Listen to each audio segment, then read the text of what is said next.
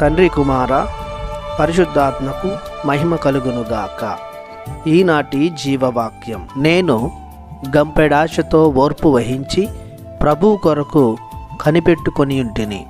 ఎట్టకేలకు అతడు నా వైపు వంగి నా వేడుకోలును ఆలించెను.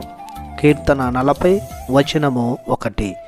ప్రియ సహోదరి సహోదరులారా, దేవుని బిడ్డలారా, ఈనాటి జీవవాక్యం ప్రభుని నమ్మదగినతనాన్ని గుర్తు చేస్తుంది. ఆ ప్రభుని యందు ఆశకుని ఉన్న వారి ఆశలను ప్రభువు తీరుస్తాడన్న గొప్ప సమాధానాన్ని ఇస్తూ ఉంది. మానవుల వలె నిజాయితీ లేనివాడు కాదు మన ప్రభువు. ఇచ్చిన మాటను నిలబెట్టుకొనని వాడు కాదు మన ప్రభువు. మన ఉద్దేశాలను, తలంపులను, మన అంతరంగాన్ని పరిపూర్ణంగా తెలిసినవాడు మన ప్రభువు. మనిషికి అవసరమైనది ఓపిక, సహనం, ఎదురుచూపు. దేవుడు చేస్తాడన్న నమ్మకం, ఎన్నడూ ఎప్పుడు విడవడన్న భరోసా మనలో ఉండాలి.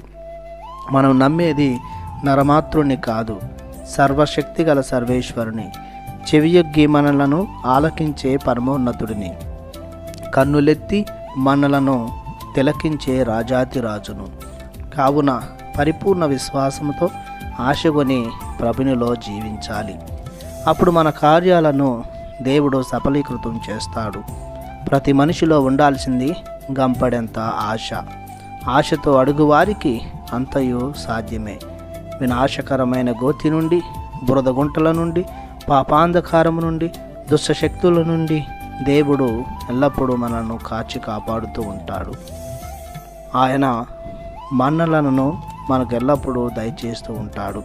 కావున ప్రియ సహోదరి సహోదరులారా, దేవుని బిడ్డలారా, దేవుని యందు అమితమైన ఆశను కలిగి, అమితమైన ఆనందాన్ని కలిగి, అమితమైన విశ్వాసాన్ని కనపరిచి నిత్యము సంతోషముగా జీవించుదాం.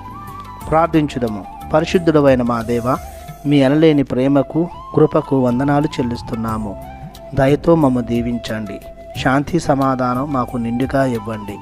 మా ఉద్దేశాలను, తలంపులను నెరవేర్చమని ఆశతో, ప్రేమతో అడుగుతుండగా మాపై మీ అభయహస్తాన్నించి దీవించమని యేసు ఘనమైన నామంలో ప్రార్థిస్తున్నాము పరమ తండ్రి. ఆమెన్. దేవుడు మిమ్ము దీవించునుగాక. ఆమెన్.